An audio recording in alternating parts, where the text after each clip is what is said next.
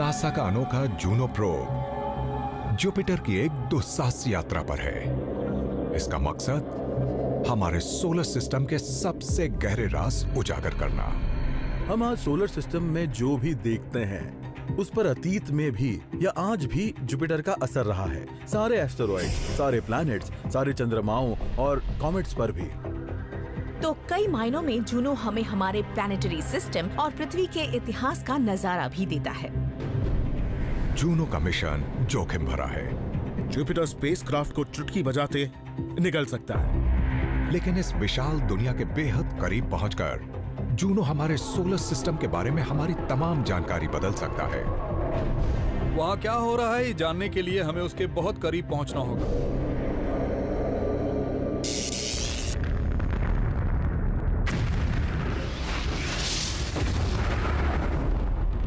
How the universe works.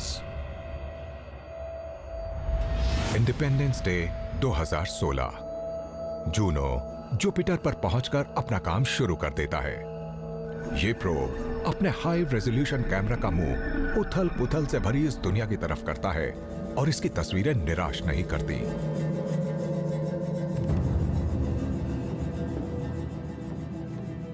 Juno द्वारा भेजी गई तस्वीरें बहुत ही खूबसूरत हैं।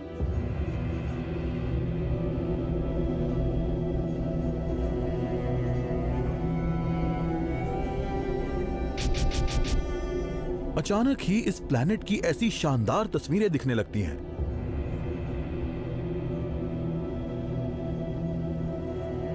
इन्हें देखकर कोई भी इंसान कहेगा, ओ माय गॉड, देखो तो कमाल है, ये तस्वीरें आ रही हैं जुपिटर से। ये जुपिटर के सबसे करीबी व्यूज हैं, 80 करोड़ किलोमीटर दूर मौजूद इस दुनिया की।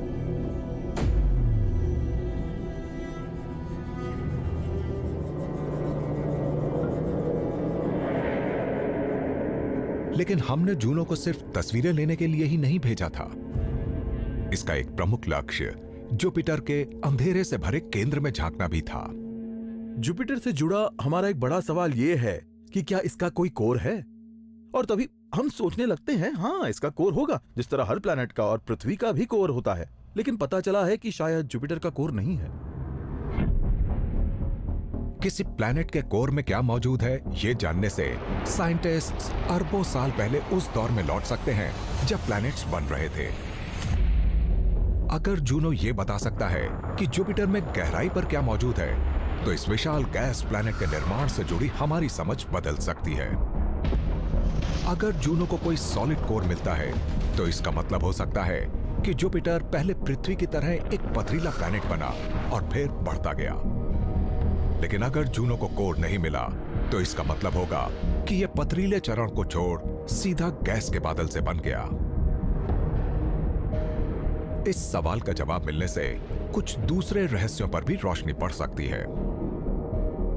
अगर हम ये पता लगा पाए कि जुपिटर कैसे बना, तो हमें बाकी सोलर सिस्टम के बनने की कहानी पता चल जाएगी। तो किसी प्लैनेट के अंदरूनी हिस्से का पता कैसे लगाया जाए जब आपको सिर्फ बादलों का ऊपरी हिस्सा दिखाई दे रहा हो? ऐसे में ग्रेविटी का इस्तेमाल किया जा सकता है। जुपिटर का चक्कर लगाते वक्त जूनो जुपिटर के ग्रेविटेशनल पुल में छोटे छोटे हुए फर्कों का अंदाजा आसानी से लगा सकता है। जब जूनो जुपिटर की तरफ बढ़ता है, तो क्राफ्ट को ग्रेविटेशनल स्पाइक्स महसूस होने लगते हैं। पता चलता है कि जुपिटर के कुछ हिस्से दूसरों के मुकाबले ज्यादा डेंस हैं। अगर जुपिटर किसी ठोस बॉल जैसा होता, तो जब जूनो उसके बहुत पास से बादलों के ऊपर से गुजर रहा होता, तो ऑर्बिट ट्रैजेक्टरी बहुत स्मूथ होती। लेकिन अगर जुपिटर की परतें हैं या ऐसी जगह हैं जहां ज्यादा मास है, कम मास है, तो फिर जूनो पर इसका खिंचाव थोड़ा अलग तरह का होगा। कॉन्सेंट्रेटेड मैस वाले हिस्सों के ऊपर से गुजरते वक्त जूनो की स्पीड बढ़ जाती है। तो पृथ्वी पर जो इंजीनियर्स मौजूद हैं, वो ये जानने की कोशिश करते हैं कि फिलहाल इसकी गति कितनी तेज है, अब कितनी है, अब कितनी है, अब कितनी है। और फिर जब स्पेसक्राफ्ट घूम रहा होता है, तो आप एक मैप बनाते हैं कि जुपिटर में आखिर मैस है कहां। जूनो के इंस्ट्रूमेंट्स गैस के इस प्लैनेट के बीच वाले हिस्से की पैमाइश करते हुए पहली बार इसके रहस्यमय कोर का खुलासा करते हैं। जूनो को जुपिटर के बीच वाले हिस्से में ये एमॉर्फस मैस, ये धुंधली सी चीज दिखी। ये उतना सॉलिड नहीं था जैसे हमने सोचा था। हमें लगा कि वहां मेटल और रॉक का कोर होगा, वहां कुछ और ही मिला। प्लैनेट के बीच वाले हिस्से में जूनो को घुला और आपस में मिला हाइड्रोजन और रॉकी मटेरियल नजर आया। हमने इस तरह का प्लैनेटरी कोर पहले कभी नहीं देखा। एस्ट्रोनॉमर्स ने इसे नाम दिया है फजी। हमने सोचा था हमें एवोकाडो मिलेगा, लेकिन मिली मिर्च से भरी एक कटोरी। ये है हाइड्रोजन फ्लूइड चिली कॉर्न कॉर्ने। तो हमने जुपिटर के अंदरूनी हिस्से के जो मॉडल्स बनाए थे वो सभी गलत निकले, यानी हमें फिर से शुरुआत करनी होगी। एक थ्योरी ये है कि जुपिटर का निर्माण चट्टानों या गैस से नहीं, बल्कि 4 अरब 60 करोड़ साल पहले शुरुआती सोलर सिस्टम में बिखरे पड़े 2.5 सेंटीमीटर आकार के छोटे पत्थरों से हुआ। ये पत्थर आपस में जुड़ते गए और फिर इनसे एक विशाल चीज बनी। तो ये एक तरह के बीज जुपिटर का कोर थे। इन बहुत सारे छोटे पत्थरों के आपस में जुड़ने से एक विशाल कोर बना, जिसका मैस था पृथ्वी से 20 गुना ज्यादा। लेकिन ये पत्थर इस बढ़ते प्लैनेट को ज्यादा समय तक संभाल नहीं सकते थे। चंद सेंटीमीटर आकार वाले इन पत्थरों को आखिरकार बड़ा आकार लेना था, जैसे कि 100 किलोमीटर के प्लैनेटेसिमल, ताकि इस प्लैनेट के बढ़ने की शुरुआत हो सके। बढ़ते जुपिटर की भूख भी बढ़ती ही गई। इसके जबरदस्त खिंचाव की वजह से दूसरे संभावित प्लैनेट के कोर खींचने लगे और टक्कर के बाद जज्ब हो गए, जिससे जुपिटर का कोर बदल गया। इसकी ओर आती ढेर सी चट्टानें गैस और उन छोटे पत्थरों के साथ मिली जिन्होंने शुरू में इसका कोर बनाया था। हमें लगता है कि कोर मटेरियल पहले से ही रहा होगा, लेकिन दरअसल वो घुलकर बाकी प्लैनेट के साथ मिला है। चट्टानों, गैस और पत्थरों के इस मेल के कारण इसके कोर की हालत बड़ी अजीब है। ये सॉलिड और लिक्विड के बीच की अवस्था है, यानी फजी। जब जुपिटर का कोर क्रिटिकल मैस की अवस्था में पहुंचा तो इसकी ग्रेविटी ने आसपास की हाइड्रोजन गैस को खींचना शुरू किया। इससे बना जाना माना जोवियन एटमॉस्फेयर, और इससे जुपिटर का फजी कोर इसके हजारों किलोमीटर के घने बादलों के बीच फंस गया। और इस तरह से वो जुपिटर बना जिसे हम आज जानते हैं। जूनो ने जुपिटर के फजी कोर की जो खोज की है, उससे जुपिटर के शुरुआती वर्षों पर किताब लिखी जा सकती है। लेकिन जूनो ने तो अभी शुरुआत भर की है। जो कई रहस्य मौजूद हैं, हमने तो अभी उनका खुलासा करने का काम शुरू भी नहीं किया है। जुपिटर जितना दिखता है उससे कहीं ज्यादा नहीं दिखता है, और अब जूनो के इंस्ट्रूमेंट्स इस विशाल जगत के एक स्याह पहलू का खुलासा करने लगे हैं। जुपिटर का माहौल सोलर सिस्टम के सबसे बेरहम माहौलों में से एक है, और इसकी वजह है इसकी बहुत ही दमदार मैग्नेटिक फील्ड। और जूनो इस सब के बीच फंस गया है। गैस से बने विशाल जुपिटर के पास हमारे सोलर सिस्टम से जुड़े रहस्यों के सुराग मौजूद हैं, और 2011 में नासा ने इनका खुलासा करने के लिए $1 अरब के एक मिशन की शुरुआत की। 3, 2, 1। एटमॉस 5 रॉकेट जूनो को जुपिटर के सफर पर लेकर रवाना हो गया। अपने लक्ष्य तक पहुंचने के लिए जूनो को 5 साल तक का सफर करना होगा। किसी स्पेसक्राफ्ट को किसी भी दूसरे प्लैनेट तक पहुंचाना बहुत मुश्किल होता है, लेकिन जुपिटर के मामले में ये मुश्किलें कुछ ज्यादा ही बड़ी हैं। जूनो बड़ी सटीकता के साथ सोलर सिस्टम से होकर आगे बढ़ता है। क्राफ्ट को तापमान से जुड़े जबरदस्त बदलाव झेलने पड़ते हैं, और वो बड़ी सावधानी से एस्टेरॉयड बेल्ट से गुजरता जाता है।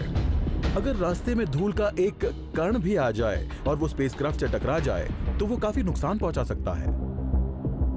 3 अरब किलोमीटर का फासला तय करके जूनो अपने लक्ष्य के करीब पहुंच जाता है, लेकिन ये प्रोब जुपिटर की तरह बढ़ रहा था 2,64,000 किलोमीटर प्रति घंटा की रफ्तार से। जूनो की रफ्तार वाकई तेज है। ये सबसे तेज रफ्तार वाले स्पेसक्राफ्ट्स में शामिल है। बेशक मंजिल तक पहुंचने के लिए तेज रफ्तार चाहिए, लेकिन रफ्तार इतनी धीमी भी हो कि उस प्लैनेट की ग्रेविटी स्पेसक्राफ्ट को पकड़ ले। अगर यह हिसाब किताब गलत हुआ तो जूनो या तो प्लैनेट से टकराएगा या डीप स्पेस में भटक जाएगा। जूनो को जुपिटर के स्टेबल ऑर्बिट के आसपास कामयाबी से पहुंचाना कुछ ऐसा ही है जैसे लंदन से एक बास्केटबॉल शूट की जाए और इसे न्यूयॉर्क में पोल के रिम पर लैंड कराना हो। मैं तो कर सकता हूं, पर क्या नासा जूनो के मामले में ऐसा कर सकता था? नासा का प्लान बड़ा सटीक था। जूनो ने स्पेस में एक बैकफ्लिप मारी और अपने थ्रस्टर को जुपिटर की तरफ फायर कर दिया। सब कुछ ठीक चल रहा है, हम अपनी वेलोसिटी को ठीक से बदल पा रहे हैं। रॉकेट रोमांच से भरे 25 मिनट तक क्राफ्ट की रफ्तार 2000 किलोमीटर प्रति घंटा की रफ्तार से घटाता रहा।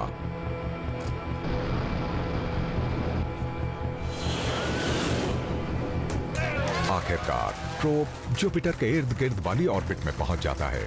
4 जुलाई के दिन हम लोग फायरवर्क्स के दौरान ऑर्बिट में पहुंच गए। हमने एक रॉकेट मोटर फायर की थी और ये फायरवर्क्स ही कहा जाएगा। ऑर्बिट में पहुंचने के बाद जूनो ने अपने इंस्ट्रूमेंट्स का रुख इस प्लैनेट की तरफ किया ताकि मिशन का एक अहम हिस्सा शुरू कर सके, यानी जुपिटर के मैग्नेटिक फील्ड्स की जांच पड़ताल। इस तूफानी सतह के नीचे तरल मेटालिक हाइड्रोजन पूरे प्लैनेट के इर्द गिर्द लगातार घूमकर एक विशाल मैग्नेटिक फील्ड बना रही थी। यह मैग्नेटोस्फीयर प्लैनेट से भी आगे 96 करोड़ किलोमीटर तक फैला हुआ था, यानी सैटर्न तक। अगर आपकी आंखें जुपिटर के मैग्नेटोस्फीयर को देख पाती और आप पृथ्वी पर खड़े होकर इसे देखते तो ये आसमान में चंद्रमा जितना ही बड़ा नजर आता। और इस मैग्नेटिक फील्ड के अंदर जूनो को एक अदृश्य खतरा झेलना पड़ा। जुपिटर का मैग्नेटिक फील्ड बहुत विशाल है, इसका स्पेस भी बहुत बड़ा है और इसकी ताकत भी बहुत ज्यादा है। जुपिटर को सोलर विंड का हमला झेलना पड़ता है। सूर्य से आने वाले हाई एनर्जी पार्टिकल्स इसकी जानलेवा रेडिएशन बेल्ट में खिंच जाते हैं, जिन्हें दिशा देता है इस विशाल प्लैनेट का मैग्नेटिक फील्ड। मैग्नेटिक फील्ड सूर्य से आने वाले चार्ज पार्टिकल्स को पकड़कर उन्हें सिस्टम के इर्द गिर्द घुमाने लगती है, और जो भी चीज आसपास होती है, चाहे वो हमारा स्पेसक्राफ्ट ही क्यों ना हो, उस पर ये बरसने लगते हैं। प्लैनेट के करीब रेडिएशन का लेवल चेरनोबिल में हुए हादसे के दौरान उसके रिएक्टर कोर रूम से भी 30 गुना ज्यादा होता है। ये है रेडिएशन, ये है बहुत खतरनाक। ये पार्टिकल्स आपसे टकराएंगे, ये आपके डीएनए को, आपके सेल स्ट्रक्चर्स को फाड़ कर रख देंगे और आप मर जाएंगे। ये जबरदस्त रेडिएशन स्पेसक्राफ्ट के लिए भी बहुत खतरनाक है। चार्ज्ड पार्टिकल्स इलेक्ट्रॉनिक और नेविगेशनल सिस्टम्स को बर्बाद कर सकते हैं, लेकिन जूनो के पास बचाव है। ये जुपिटर का चक्कर लगाने वाली कोई नाजुक और खूबसूरत सी चीज नहीं है। इसे आप टैंक जैसा समझिए। इसे पूरी प्रोटेक्शन देनी होती है, वरना इसकी उम्र ज्यादा नहीं होगी। इस स्पेसक्राफ्ट को बनाने में कई 100 किलो टाइटेनियम का इस्तेमाल होता है ताकि इसे जुपिटर से पेश खतरों से बचाया जा सके। तो इसे युद्ध में जा रहे किसी आर्मर्ड टैंक जैसा होना होता है। हल्के वजन का टाइटेनियम सख्त जान होता है। जूनो की करीब 1.25 सेंटीमीटर मोटी शील्ड जुपिटर के खतरनाक रेडिएशन को 99% तक रोक देती है, लेकिन इसके बावजूद जूनो ज्यादा समय तक इस बमबारी को नहीं झेल सकता। तो ये क्राफ्ट इस गैस जायंट के इर्द गिर्द एक अनोखी परिक्रमा पर रवाना होता है। इसकी ऑर्बिट बहुत लंबी होती है और इसका ज्यादातर वक्त काफी दूर गुजरता है। फिर ये एक गोता लगाता है, करीब आता है और फिर सुरक्षित निकल जाता है ताकि कम्युनिकेट और प्रोसेस कर सके, और ये फिर लौटता है। जूनो एक बड़ा जोखिम उठाता है। ये अपने एक अहम मकसद को हासिल करने के लिए इन रेडिएशन बेल्ट्स में घुसता है। जुपिटर के विशाल मैग्नेटिक फील्ड की मैपिंग करता है और इस प्लैनेट का चक्कर काटते हुए साइंटिस्ट्स को कुछ बिल्कुल नए नजारे दिखाता है। प्लैनेटरी साइंटिस्ट डैन डर्दा बताते हैं, हम यहाँ पर एक एलिमेंट्री स्कूल लेवल एक्सपेरिमेंट के जरिए पृथ्वी के इस मैग्नेटिक फील्ड स्ट्रक्चर के बारे में जान सकते हैं। इसके लिए हम आयन फाइलिंग को एक सिंपल बार्ड मैग्नेट की सतह पर छिड़केंगे जिसका एक नॉर्थ और साउथ पोल है। पृथ्वी का मैग्नेटिक फील्ड हमारे प्लैनेट के चारों तरफ एक परफेक्ट बबल बनाकर सोलर रेडिएशन और कॉस्मिक रेस से हमारी हिफाजत करता है। देखिए, मैं इस आयन फाइलिंग को छिड़क रहा हूँ और मैं देख पा रहा हूं कि बिल्कुल हमारे प्लैनेट की तरह ही यहाँ भी नॉर्थ और साउथ मैग्नेटिक फील्ड्स लाइन बनती जा रही हैं। पृथ्वी का मैग्नेटिक फील्ड इस मामले में काफी शरीफ कहा जाएगा। इसे हम कहेंगे डायपोल फील्ड। इसका एक स्पष्ट नॉर्थ मैग्नेटिक पोल और साउथ मैग्नेटिक पोल है। हमारी खुशकिस्मती है कि पृथ्वी का मैग्नेटिक फील्ड काफी स्थिर है, लेकिन जूनो से मिले नए नतीजे दिखाते हैं कि शायद जुपिटर इतना खुशकिस्मत ना हो। जुपिटर की मैग्नेटिक फील्ड इससे कहीं ज्यादा पेचीदा है। जुपिटर इन नियमों के मुताबिक नहीं चलता और इसकी मैग्नेटिक फील्ड जो चाहेगी वो वही करेगी। और इस मैग्नेटिक फील्ड का जनरेशन इतना पेचीदा है, इतना टेढ़ा मेढ़ा है और इतना वाइल्ड है कि इस मैग्नेटिक फील्ड का शेप सच में बहुत अजीब होगा, जिन्हें अभी हमने सिर्फ समझना शुरू किया है। अगर हम पृथ्वी को देखें तो हमारा मैग्नेटिक फील्ड काफी सीधा साधा है। ये किसी विशाल बार मैग्नेट जैसा है जिसके नॉर्थ और साउथ मैग्नेटिक पोल है। जुपिटर के भी ऐसे पोल हैं। इसे कहा जाता है एक डायपोलर फील्ड, लेकिन इसके 2 नहीं बल्कि 3 पोल होते हैं। जूनो का मैग्नेटिक फील्ड मैप एक नॉर्थ और साउथ पोल दिखाता है और जुपिटर के इक्वेटर पर एक अजीब सी मैग्नेटिक उथल पुथल भी।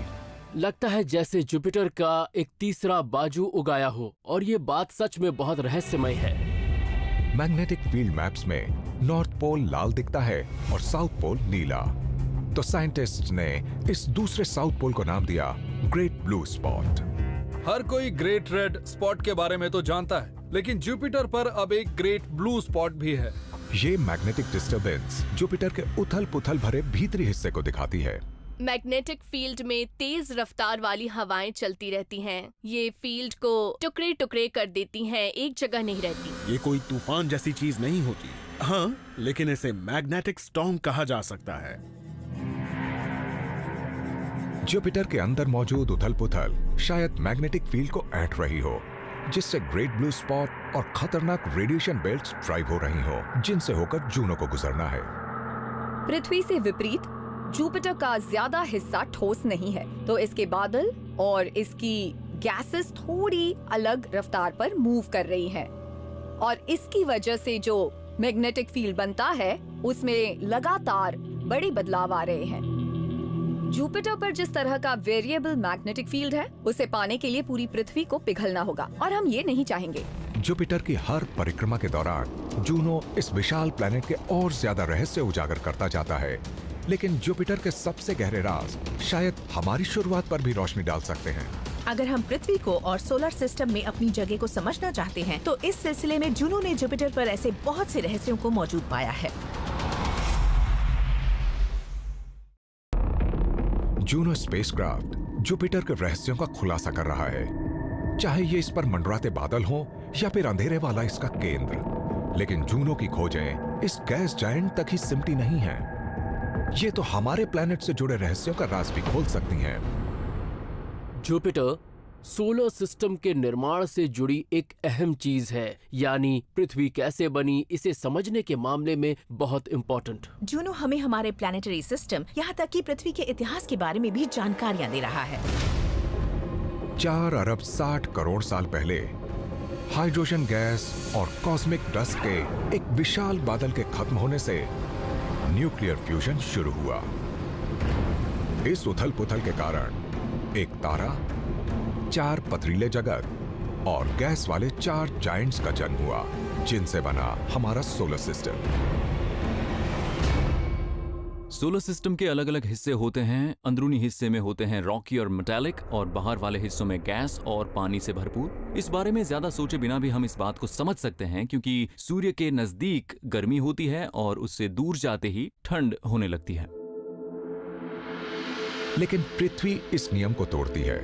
हमारे ग्रह पर थेरीज के अंदाजे से कहीं ज्यादा जीवन देने वाला पानी मौजूद है। पृथ्वी सोलर सिस्टम के एक ऐसे हिस्से में बनी जिसके बारे में लगता है कि वो बहुत ही सूखा होना चाहिए, क्योंकि ये सूर्य से काफी करीब था। हमारा प्लेनेट सूर्य से सिर्फ 24 करोड़ किलोमीटर दूर है, लेकिन साइंटिस्ट्स के मुताबिक ये स्नो लाइन के अंदर है। इस लाइन के अंदर सूर्य की किरणें इतनी दमदार होती हैं कि किसी प्लेनेट के बनने के दौरान पानी को भाप बनाकर उड़ा दें। स्नो लाइन के अंदर टेम्परेचर काफी ज्यादा होता है और पास मौजूद सूर्य से काफी एनर्जी आ रही होती है। जगह सूर्य से ज्यादा करीब होगी तो वो गैसेस और आइस रिच मटेरियल्स खत्म हो जाएंगे, क्योंकि सूर्य की गर्मी उन्हें भाप बनाकर उड़ा देगी। ऐसे में पानी वाली हमारी ये दुनिया स्पेस में कोई सूखी चट्टान होनी चाहिए थी। पृथ्वी पर पानी कैसे पहुंचा ये समझना बहुत जरूरी है, क्योंकि शुरुआत में ये नहीं होना चाहिए था। लेकिन जुपिटर के पास इस रहस्य का जवाब हो सकता है। पृथ्वी पर मौजूद पानी की पहेली सुलझाने के लिए जूनो ये जानना चाहता है कि जुपिटर का जन्म कहाँ हुआ। जुपिटर कैसे, कहाँ और कब बना, ये समझना बहुत जरूरी है, क्योंकि ये सोलर सिस्टम की पूरी विकास प्रक्रिया पर अपना दबदबा रखता आया है। ये अब तक का सबसे बड़ा प्लैनेट है। ये ऐसी सबसे बड़ी चीज है जो हर चीज को घुमा रही है। शुरुआती सोलर सिस्टम में मौजूद पानी जुपिटर की जबरदस्त ग्रेविटी की वजह से शायद जगह बदलता रहा होगा। तो अगर जूनो जुपिटर की हिस्ट्री को जान सके तो उससे पता चलेगा कि H2O हमें वहां क्यों मिलता है जहां इसकी बिल्कुल उम्मीद नहीं। हम ये जानते हैं कि प्लैनेट्स बनने के दौरान और बन जाने के बाद भी सूर्य के करीब और उससे दूर जा सकते हैं। तो हम ये कैसे पता लगाएं कि जुपिटर कहाँ बना? इसके लिए जानना होगा कि जुपिटर के अंदर कितना पानी मौजूद है। अगर हम ये समझ सकें कि जुपिटर ने पानी के साथ अपना रिश्ता कैसे बनाया, तो हम ये समझ पाएंगे कि ये पानी पृथ्वी समेत पूरे सोलर सिस्टम में आखिर पहुंचा कैसे।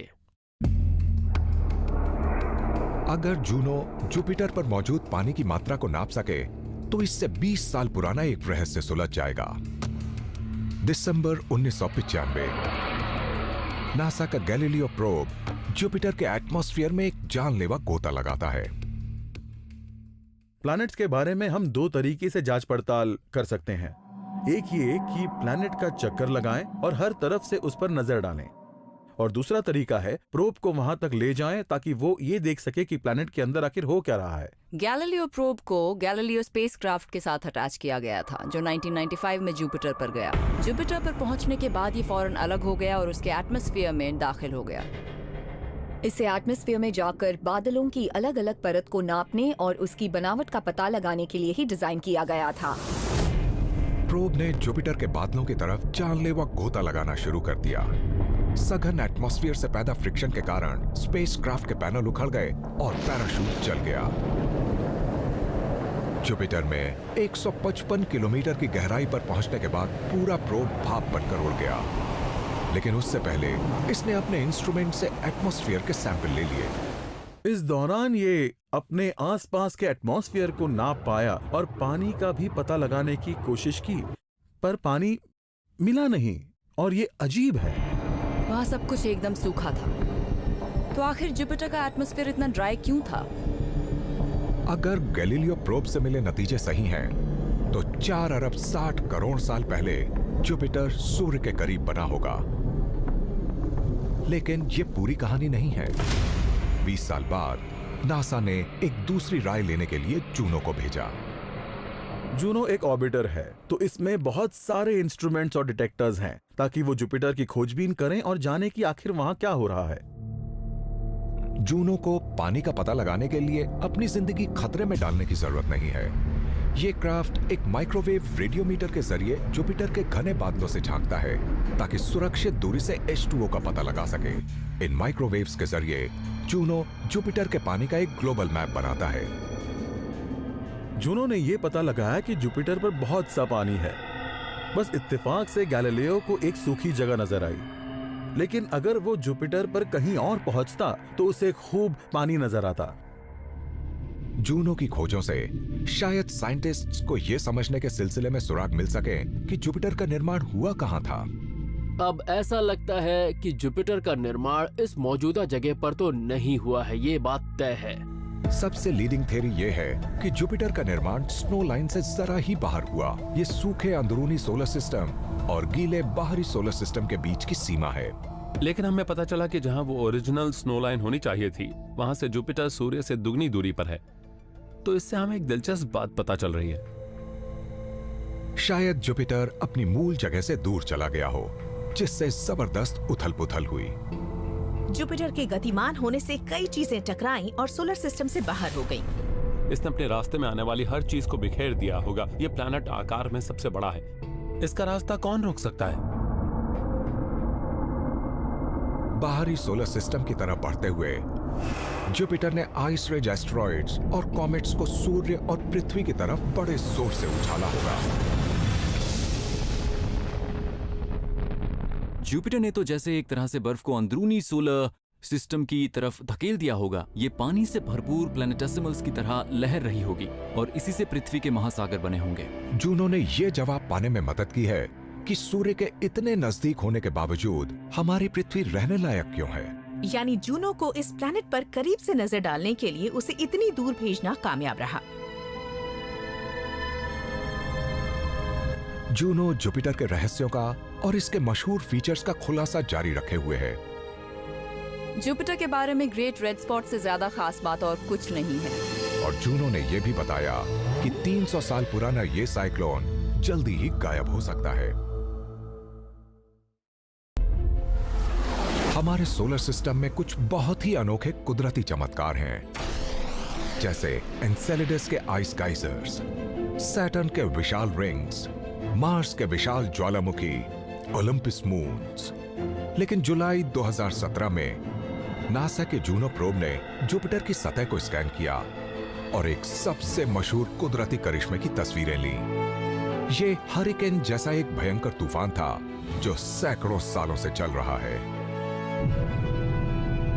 अगर आप जुपिटर के बारे में सोचें तो उसके एटमॉस्फेयर की सबसे दिलकश और सबसे खास पहचान है ग्रेट रेड स्पॉट। हमारे पूरे सोलर सिस्टम में जुपिटर के रेड स्पॉट जैसी कोई चीज नहीं। ग्रेट रेड स्पॉट के ऊपर से गुजरते जूनो ने नीचे एक तूफान देखा जिसकी चौड़ाई 16,000 किलोमीटर से भी ज्यादा थी। ये सबसे जबरदस्त तूफान है। इसमें हवाएं 640 किलोमीटर प्रति घंटे की रफ्तार से चलती हैं। पृथ्वी के सबसे दमदार कैटेगरी 5 हरिकेन्स की ताकत जुपिटर के तूफान से आधे से भी कम होती है। ग्रेट रेड स्पॉट जैसे जबरदस्त तूफान से बड़े तूफान की कल्पना भी नहीं की जा सकती। लेकिन कहानी इतनी ही नहीं है। जूनो के माइक्रोवेव रेडियोमीटर के जरिए साइंटिस्ट्स पहली बार जुपिटर के बादलों की परत के आर पार देख पाए। जूनो में लगे उपकरण इसके नीचे देख सकते थे, तो हमने ये जानने की कोशिश की कि इसकी जड़ें कितनी गहरी हैं। जूनो ने इस विशाल तूफान के केंद्र में झांक कर देखा। यहाँ उसे तापमान में बदलाव दिखे जो इस तूफान की अनोखी शेप को फॉलो कर रहे थे। उसने जोवियन एटमॉस्फेयर में गहराई तक देखकर ग्रेट रेड स्पॉट की जड़ों तक पहुंचने की कोशिश की। उन्हें पता चला कि ये तो एटमॉस्फेयर में 320 किलोमीटर से भी ज्यादा गहराई तक मौजूद है और पृथ्वी पर ऐसा कुछ नहीं दिखता। पृथ्वी का चक्कर काट रही वेदर सैटेलाइट्स दिखाती हैं कि हमारे प्लैनेट के सबसे बड़े साइक्लोन्स की ऊंचाई बस 16 किलोमीटर तक ही होती है, लेकिन जुपिटर के ग्रेट रेड स्पॉट के तूफान की ऊंचाई इससे 20 गुना ज्यादा थी। तो इस बात से इस प्लैनेट की विशालता का अंदाजा होने लगता है। इस तूफान की जबरदस्त गहराई मुमकिन हो पाई जुपिटर के विशाल छिपे हुए एटमॉस्फेयर के जरिए। ये घूमता हुआ अनंत सा लगने वाला मैस बना था हाइड्रोजन और हीलियम से। जुपिटर की सतह पृथ्वी के मुकाबले कम ठोस है, तो सोचिए अगर आप जुपिटर के बादलों में डाइव लगाएंगे तो वहां हालात अलग मिलेंगे। ये एटमॉस्फेयर बहुत ही घना है, तो आपके अंदर जाने के दौरान प्रेशर भी बढ़ता जाएगा। जैसे ही आप इसके एटमॉस्फेयर में उतरने लगते हैं तो वहाँ हवा की सतह की मोटाई सिर्फ 160 किलोमीटर नहीं होती, ये 1600 किलोमीटर या फिर 16,000 किलोमीटर भी हो सकती है। और जुपिटर का विशाल साइज इस हवा को जैसे निचोड़ता जाता है, जिससे हवा का दबाव और डेंसिटी बहुत ज्यादा बढ़ जाते हैं। जोवियन एटमॉस्फेयर में सिर्फ आपके कान के पर्दे ही नहीं फटेंगे, बल्कि आपका पूरा शरीर और मॉलिक्यूल्स तक फट जाएंगे। वहाँ प्रेशर इतना ज्यादा है, इतना जबरदस्त प्रेशर है, कोई नहीं संभाल सकता। जुपिटर के विशाल और उथल पुथल भरे एटमॉस्फेयर में इतने गहरे तूफान होते हैं कि इंसान ने देखे ही नहीं होंगे। और जूनो की खोज ने साइंटिस्ट्स को हैरत में डाल दिया। क्या जुपिटर के एक और रहस्य के पीछे एक ग्रेट रेड स्पॉट का हाथ हो सकता है? वो है इस प्लैनेट का काफी गर्म एटमॉस्फेयर। जुपिटर हमारे बाहरी सोलर सिस्टम में मंडराता रहता है। सूरज से इतनी दूर जाने पर हर चीज ठंडी है और सूरज की किरणें बहुत मध्यम। जुपिटर पृथ्वी के मुकाबले सूर्य से 5 गुना ज्यादा दूर है, तो पृथ्वी की तुलना में उसे सूर्य से सिर्फ 4% एनर्जी ही मिलती है। लेकिन कोई चीज जुपिटर के एटमॉस्फेयर को गर्म कर रही है। इसके कुछ हिस्से सूरज की धूप के मुकाबले कई गुना ज्यादा गर्म हैं। ऐसे में सवाल ये उठता है कि ये एनर्जी आ कहां से रही है?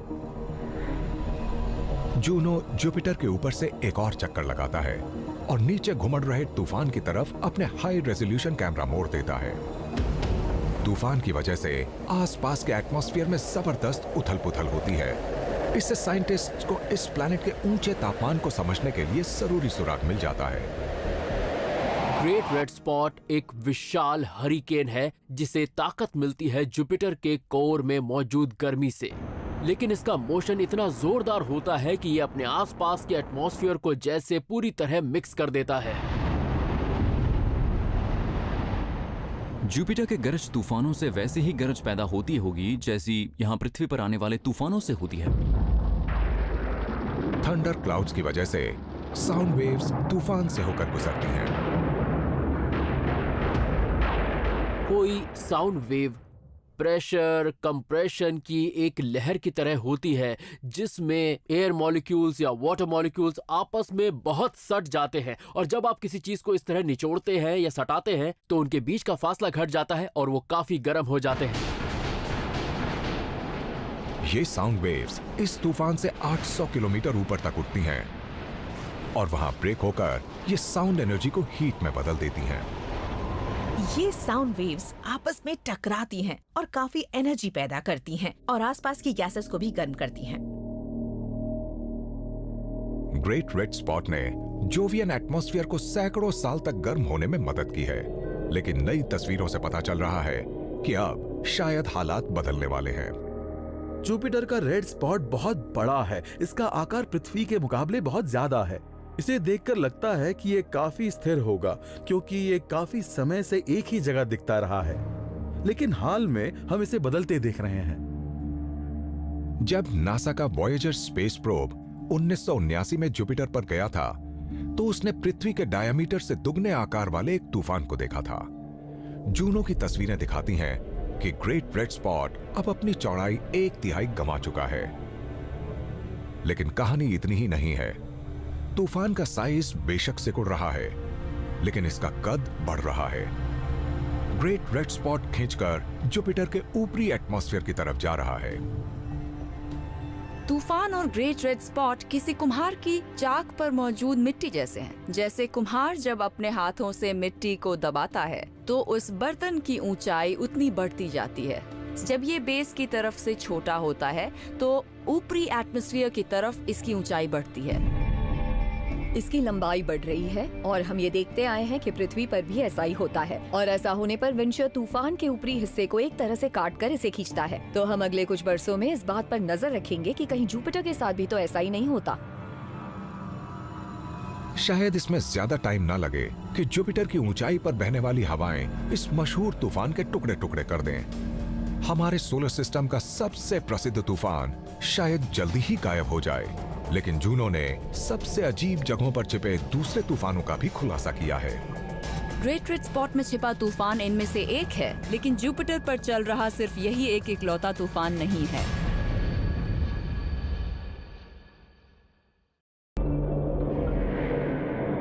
नासा का Juno probe gas giant Jupiter के रहस्यों का खुलासा करने के लिए सोलर सिस्टम में अरबों किलोमीटर का सफर तय कर चुका है, लेकिन जुपिटर का एक हिस्सा है जो अब भी छिपा हुआ है। जूनो से पहले हमें जुपिटर के सीमित नजारे ही दिखते थे। इसके पोल्स के ऊपर से तो हम कभी उड़ान न भर पाते। जुपिटर पर ऐसा करना मुश्किल है और कोई मिशन अब तक ये काम नहीं कर पाया है। अगस्त 2016 में जूनो अपने फ्लाइट प्लान को फॉलो करते हुए एक अनजान इलाके में गया ताकि पहली बार जुपिटर के रहस्यमय पोलर इलाकों का खुलासा कर सके।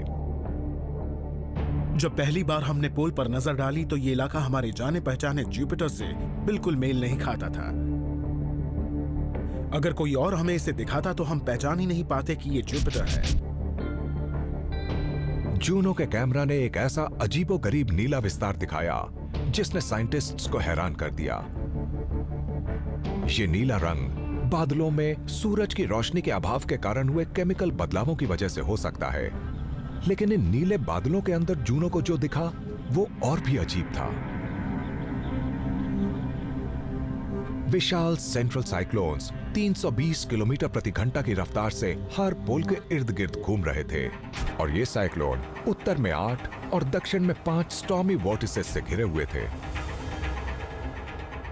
ये अजीब साइक्लोन, विशाल स्वर्ल्स और गैस के वोर्टिसेस जुपिटर के पोल्स के इर्द गिर्द चक्कर लगा रहे थे और कई सारे पैटर्न्स भी बना रहे थे। यहाँ स्केल का अंदाजा लगाना मुश्किल है। पोल के पास ही मौजूद नॉर्थ पोलर सेंट्रल साइक्लोन की चौड़ाई 4000 किलोमीटर है और इसका आकार कॉन्टिनेंटल अमेरिका जैसा है। आखिर वहां हो क्या रहा है? पृथ्वी पर तो ऐसा कुछ भी नजर नहीं आता है। पृथ्वी पर हमारा मौसम चलता है सूर्य की गर्मी के इशारे पर। यह गर्मी हमारे ग्रह के इक्वेटर से टकराकर पूरी सतह पर फैल जाती है। जबरदस्त साइक्लोन बनते हैं ट्रॉपिकल जलराशियों पर और ये घूमते हैं पूरे ग्रह पर। लेकिन पोलर इलाकों को सूर्य की कम एनर्जी मिलती है, तो पोल्स पर साइक्लोन नहीं बन सकते। पृथ्वी पर इक्वेटर वाले हिस्से ज्यादा गर्म हैं, वहाँ ज्यादा तूफान आते हैं, लेकिन पोल्स पर सूर्य की धूप कम पड़ती है, तो वहाँ ये सब नहीं होता। लेकिन जुपिटर का मौसम तो एकदम ही अलग है। हमें जुपिटर के पोल्स पर लाइटनिंग और कन्वेक्टिव थंडरस्टॉर्म्स नजर आते हैं, लेकिन इक्वेटर पर नहीं, यानी पृथ्वी पर माहौल एकदम विपरीत दिखता है। अब सवाल ये है कि जुपिटर के तूफान चल कैसे रहे हैं? जुपिटर पृथ्वी के मुकाबले सूर्य से 5 गुना ज्यादा दूर है और इससे सूर्य की बहुत कम ऊर्जा मिलती है। पृथ्वी के उलट जुपिटर के पोलर इलाकों में काफी एक्शन नजर आता है। कोई चीज इस प्लैनेट के अजीब मौसम को चला रही है और जूनो ने इस विशाल प्लैनेट के थर्मल एमिशंस के जो स्कैन किए, उनसे पता चलता है कि यह खुद जुपिटर ही हो सकता है। हम जुपिटर की अंदरूनी गर्मी को बाहर निकलते देख सकते हैं, तो जुपिटर के वो हिस्से चमकदार लगेंगे जहां हमें ये हीट दिखती है। जूनो ने जुपिटर के क्लाउड बैंड्स के नीचे जबरदस्त गर्मी का पता लगाया। जुपिटर के पास इतना मटेरियल, इतना मास, इतनी ग्रेविटी है कि इसका अंदरूनी हिस्सा बहुत ही डेंस और बहुत ज्यादा गर्म है। कोर वाले हिस्से में शायद इसका तापमान सूर्य की सतह के तापमान से भी कई हजार डिग्री ज्यादा है। जुपिटर के बीच वाले स्याह हिस्से में मौजूद ये गर्मी अरबों साल पहले हुए इसके जन्म की एक निशानी है। जिन जबरदस्त टक्करों से ये प्लैनेट बना था, उनके कारण इसका कोर बहुत गर्म हो गया और ये आज भी हजारों किलोमीटर मोटी इंसुलेटिंग गैस की परत के नीचे दबा हुआ है। गर्मी धीरे धीरे बाहर की तरफ निकलती है तो जुपिटर के तेजी से घूमते एटमॉस्फेयर से पैदा होते हैं खतरनाक साइक्लोन और गरजते तूफान। यही चीज वहां के ज्यादातर मौसम को चला रही है। इसे सूर्य नहीं बल्कि खुद जुपिटर ड्राइव करता है। लेकिन जुपिटर के पोलर स्टॉर्म्स के पीछे अब भी एक राज मौजूद है। जब जुपिटर एक और चक्कर लगा रहा था तो इसे वही तूफान अब भी सक्रिय नजर आया। जुपिटर के पोल्स पर आने वाले तूफानों से जुड़ी एक दिलचस्प बात यह है कि वहां पर वॉर्टिसेस दिखाई देते हैं जो कि काफी नियमित हैं और बार बार नजर आते हैं। ये जियोमेट्रिक अरेंजमेंट्स बड़े अजीब हैं, लेकिन हमारे सोलर सिस्टम के कुछ दूसरे जबरदस्त तूफानों से काफी मेल खाते हैं। नवंबर 2012 कैसिनी स्पेसक्राफ्ट सैटर्न के नॉर्थ पोल का चक्कर लगा रहा था। तभी इसने नीचे एक बहुत ही अजीब घुमड़ते तूफान की तस्वीरें खींची। पहली बार सैटर्न के पोल के ऊपर से उड़ते वक्त इस मिशन को एक बड़ा हेक्सागन दिखा। सैटर्न का यह हेक्सागन कुदरती तौर पर बना नहीं लग रहा था, लेकिन पृथ्वी पर साइंटिस्ट्स ने सच्चाई जानने के लिए फ्लूइड सिमुलेशन का इस्तेमाल किया। जब हमने लैब में सैटर्न को रिक्रिएट करने की कोशिश की तो ये स्ट्रक्चर बड़ी आसानी से बन गया और इससे हमें ये आइडिया मिला कि इस तरह के स्ट्रक्चर शायद गैस जाइंट्स में काफी कॉमन हो सकते हैं। लेकिन जुपिटर के नॉर्थ पोल पर एक सरल और स्मूथ जियोमेट्रिक शेप होने के बजाय जेट स्ट्रीम्स ने 8 अलग अलग साइक्लोन संजो रखे थे। इन तूफानों को सेंटर की तरफ बढ़कर एक मेगा साइक्लोन का रूप लेना चाहिए था, जैसा हम सैटर्न पर देखते हैं। इसके उलट ये स्थिर थे। जब एक दूसरे के करीब मौजूद दो साइक्लोन एक ही दिशा में घूम रहे होते हैं तो उन्हें एक दूसरे से टकराना चाहिए, लेकिन वो टकराते नहीं। ये अलग थलग तो हो ही नहीं रहे, बल्कि ये इन अजीब और पेचीदा पैटर्न्स में भी बदल रहे हैं जो लंबे वक्त तक खुद को कायम रखते हैं। तो ऐसा क्यों हो रहा है? और जब जूनो इस प्लैनेट के ऊपर से उड़ान भरता है तो मौसम से जुड़े एक और रहस्य का खुलासा करता है। क्राफ्ट को पता चलता है रेडियो वेव्स का, जो 1 सेकंड में 4 बार तक स्पाइक कर रही हैं। यानी ये निशानी है जबरदस्त लाइटनिंग स्ट्राइक्स की। बादल एटमॉस्फेयर में चक्कर लगाने के दौरान इलेक्ट्रिक चार्ज बनाते हैं और इससे आसमानी बिजली बनती है। हमने जूनो स्पेसक्राफ्ट के मामले में ऐसा देखा है। ये मेगास्टॉर्म्स हैं। पृथ्वी पर तो इतने बड़े तूफान नजर ही नहीं आते।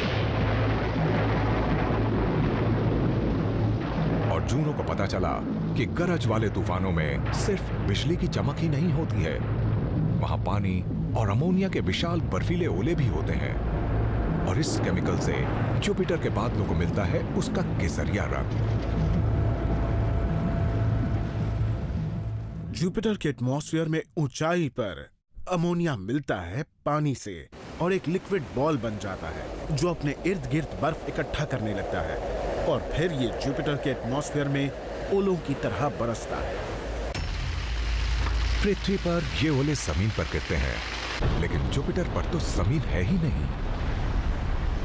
ये एक अपड्राफ्ट की वजह से एटमॉस्फेयर में उठती है, फिर ज्यादा बर्फ चिपकने के कारण इसका आकार बढ़ता है, फिर ये नीचे गिरती है और फिर ऊपर उठती है और इस तरह ओले की कई परतें बन जाती हैं। इन बर्फीली बॉल्स की सतह एटमॉस्फेयर में ऊपर नीचे होते होते और बढ़ती जाती है। अगर ये पृथ्वी पर मौजूद तूफानों में बनती तो बहुत गंभीर नुकसान पहुंचाती।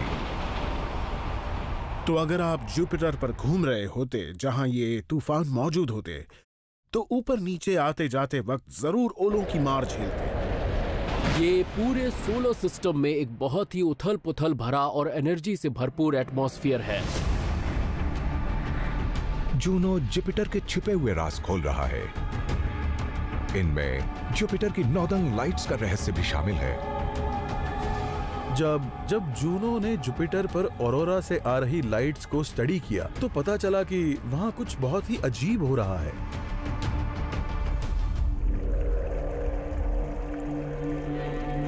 पृथ्वी पर चमकीली ऑरोरास लाइट आसमान को रोशन करती रहती हैं, जब सूर्य से आने वाले चार्ज्ड पार्टिकल्स एटमॉस्फेयर में एटम्स के साथ इंटरैक्ट करते हैं। बाहरी सोलर सिस्टम में जुपिटर सूर्य से इतना दूर होता है कि वहां ऐसी स्ट्रॉन्ग ऑरोरास नहीं बन सकती। लेकिन इस विशाल प्लैनेट के पोल से काफी ऊपर जूनो को एक नामुमकिन सा लाइट शो नजर आया। जुपिटर की ऑरोरास पृथ्वी पर मिलने वाली ऑरोरास के मुकाबले बहुत ज्यादा बड़ी है। हकीकत यह है कि पोल्स के नजदीक वाली ऑरोरल रिंग हमारे प्लैनेट से भी बड़ी है। जुपिटर की ऑरोरास अल्ट्रावायलेट और एक्सरे लाइट छोड़ती हैं, तो आप सिर्फ आंखों से इन्हें नहीं देख सकते। लेकिन अगर आप जुपिटर पर होते और इन्हें देख पाते तो ये गजब का लाइट शो होता, क्योंकि ये ऑरोरास बहुत दमदार होती हैं।